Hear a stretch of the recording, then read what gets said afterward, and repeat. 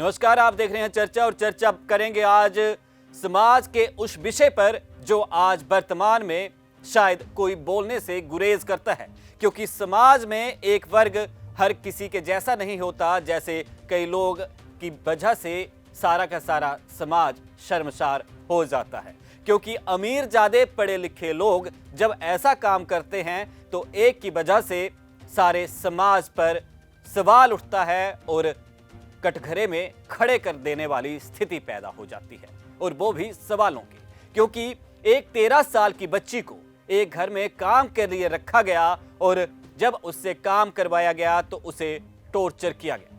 Torture भी इतना कि उसे वेयर टच उसी घर में रहने वाले लड़कों के द्वारा भी किया गया है, ऐसा भी आरोप लगाया गया है। इस आरोप में कितनी सच्चाई है, ये बच्ची जब सुध में होगी तभी अंदाजा लगाया जा सकता है। बता दें कि बात हरियाणा के गुड़गांव के सेक्टर 57 की बताई जा रही है, जहां से जो तस्वीरें हैरान कर देने वाली सामने आई हैं कि एक बच्ची जिसको पिछले 6 महीने में इस घर में जो तस्वीरें आप देख रहे हो उसी में काम पर रखा गया था, लेकिन पिछले 4 महीने से लड़की से, इस बच्ची से किसी को मिलने नहीं दिया जा रहा था, ना ही इसके माता पिता को। अगर कोई संपर्क करने की कोशिश करता तो उसे तरह तरह के बहाने लगा दिए जाते। आरोप में यह भी बताया गया कि जब बच्ची यहां पर काम कर रही थी तो उसे 48 घंटों तक खाना भी नहीं दिया जाता था। इतना ही नहीं, उसके कुछ कहने या उसके कुछ करने पर उसे डराया, धमकाया और कुत्ते से कटवाने की बात भी निकलकर सामने आई है।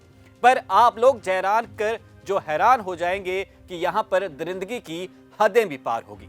बच्ची को यहां के घर में रहने वाले जो लड़के हैं वो उसको रूम में बुलाते हैं और उसे बैड टच करते हैं। इतना ही नहीं, यह भी बात कही गई कि रूम में बुलाकर उसे कपड़े उतारने के लिए मजबूर किया जाता था और उसके अश्लील वीडियो भी शूट किए जाते थे।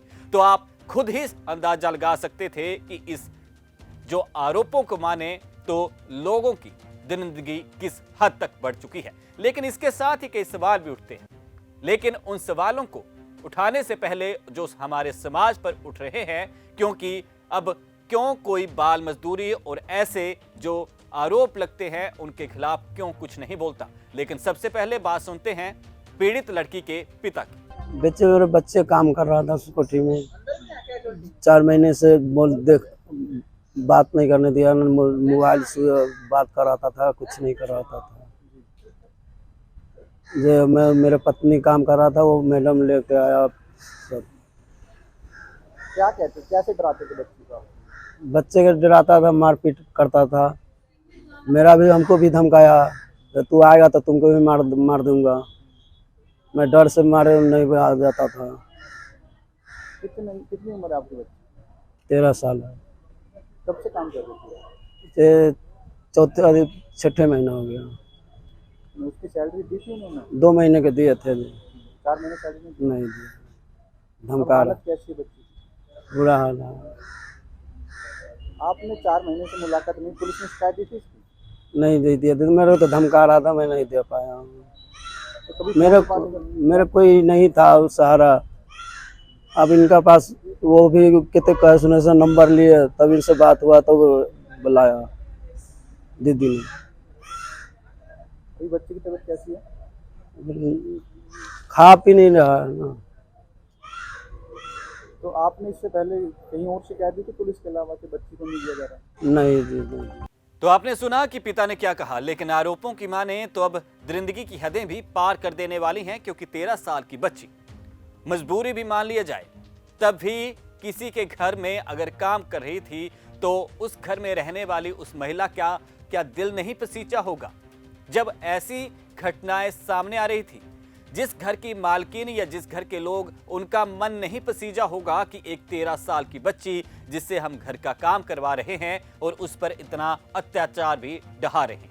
क्योंकि अगर आरोपों की माने तो 48 घंटों तक एक बार खाना देना, घर का सारा काम करवाना और कुत्ते से कटवाने के साथ उसको बैड टच करना और अश्लील वीडियो बनाना। इतना ही नहीं, इस सारी घटना का पता तब लगा जब लगातार 6 महीने से यहाँ पर बच्ची काम कर रही थी और 4 महीने से उसके अभिभावकों को उससे मिलना नहीं दिया जा रहा था। मकान मालिक की ओर से या जो भी काम करने वाले थे, करवाने वाले थे, उनके तरीके से कोई ना कोई बहानेबाजी की जा रही थी। लेकिन जब जिस घर में लड़की की माता काम करती थी तो वहां के एक सूझवान अधिकारी ने उस घर का रुख किया जहां पर वो लड़की 4 महीनों से काम कर रही थी।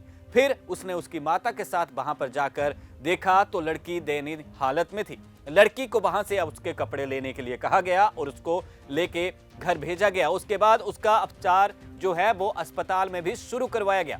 इस सारी घटना को देखने के बाद गुरुग्राम के आसपास के इलाकों में और जहां पर भी अब इस संबंध में बात चल रही है तो काफी सवाल उठ रहे हैं कि बाल मजदूरी पर अब क्यों कुछ नहीं कोई बोलता है, क्योंकि लगातार अब ऐसे घटनाक्रम सामने आ रहे हैं कि आप खुद ही देख सकते हैं कि बाल मजदूरी जो कभी हमारे मुल्क में, हमारे समाज में, जिसको रोकने के लिए तरह तरह के आंदोलन और लोगों को जागरूक करने के लिए अभियान चलाए जाते थे, तो आज उस पर खुलकर क्यों कोई नहीं बोलता। क्योंकि कोरोना काल का वक्त आपको याद होगा, तब कई ऐसे बच्चे थे जो अपने घर का पालन पोषण करने के लिए खुद, जब स्थितियां आउट ऑफ कंट्रोल आर्थिक तौर पर परिवार की होगी, तो सड़कों पर आए। किसी ने रेड़ी चलाई, सब्जी बेची, किसी ने कोई काम किया, तो किसी ने कुलचे बर्गर बेचने का काम शुरू किया। वो चर्चा में आए, लेकिन अब कोई क्यों कुछ नहीं बोलता। अगर इन बयानों की माने तो यहाँ पर लड़की की माता किसी अन्य घर में काम करती है और लड़की का पिता कुछ और काम करता है। तो ऐसी क्या स्थिति आ गई कि एक बच्ची से काम करवाना पड़ा, क्योंकि जिस उम्र में बच्चों को पढ़ाना लिखाना चाहिए, आजकल आप खुद अपने आसपास नजदीकी शहर, नजदीकी कस्बे या किसी ढाबे, होटल या रेस्टोरेंट के साथ साथ किसी रेड़ी पर काम करते हुए ऐसे बच्चों को देख सकते हैं जो वहां पर या तो बर्तन धो रहे होते हैं, या कोई सेल्समैन का काम कर रहा होता है, या कोई हेल्पर का काम कर रहा होता है, या झाड़ू पोछा कर रहा होता है।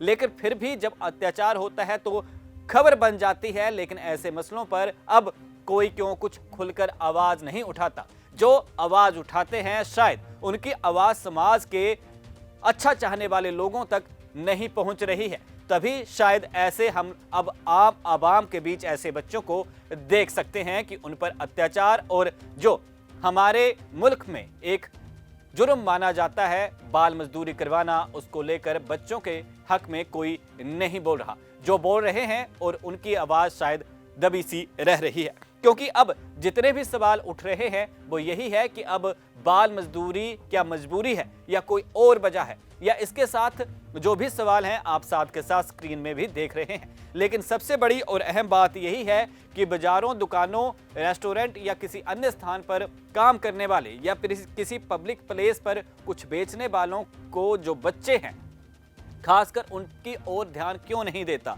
क्योंकि आज भी हमारे वर्ग में ऐसा वर्ग मौजूद हैं जिनकी उम्र 10 या 12 साल की है लेकिन वो अभी भी किताबों से दूर है, या जिनकी उम्र 22 या 24 साल है लेकिन जिन्होंने कभी किताबों में क्या है उसको झांक कर नहीं देखा।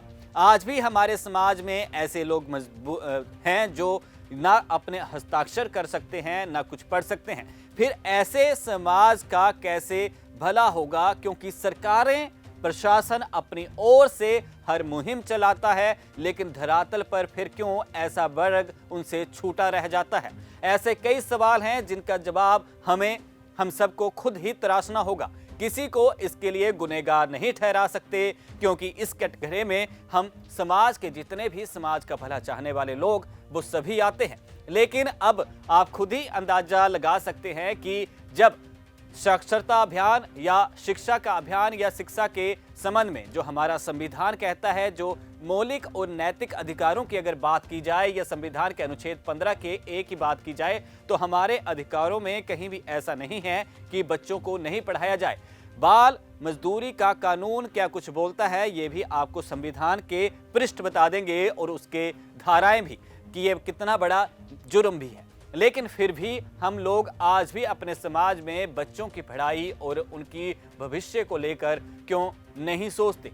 क्या वजह है कि जो इन लोगों को काम पर रखते हैं वो इस बारे में जानकार तो होंगे लेकिन क्यों आवाज नहीं उठाते, या फिर हमें अपने कुछ समाज के उन नियमों को बदलना होगा कि जो लोग या मजदूरी करवाते हैं वही पढ़ाई का खर्चा उठाएं, ताकि भविष्य में वो बच्चे क्या करना चाहें वो भी कर सकते हैं। क्योंकि बाल सुधार गृह में भी ऐसी योजनाएं होती हैं, तो जब बच्चे समाज में अपने हक से काम कर सकते हैं तो उनके हक में क्यों कुछ नहीं बोलता। लेकिन सबसे बड़ी बात कि अगर ऐसा जो हमारे समाज के लिए अभिशाप एक कोड के रूप में देखा जाता है कि बच्चों से काम करवाया जाता है, और इस तरह की जो घटनाएं वारदातें सामने आती हैं तो उनको कैसा रोका जाए, क्योंकि बहुत से बच्चों की आवाज शायद समाज में खुलकर सामने नहीं आ जाती, जिनको रोज ना जाने क्या क्या पीड़ाएं भी सहन करनी पड़ती हैं।